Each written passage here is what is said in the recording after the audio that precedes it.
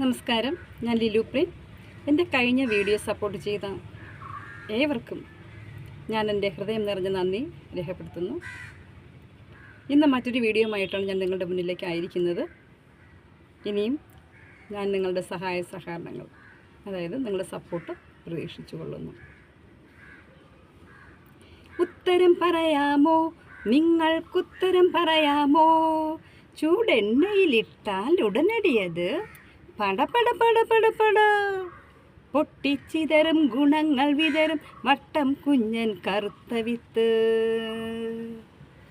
ഏതാണ് ഏതാണ് ഏതാണ്? കടുക് കടുക് കടുക്. ഇന്ന് നാം ലോക മാതൃഭാഷ ദിനമായി ആചരിക്കുകയാണ്.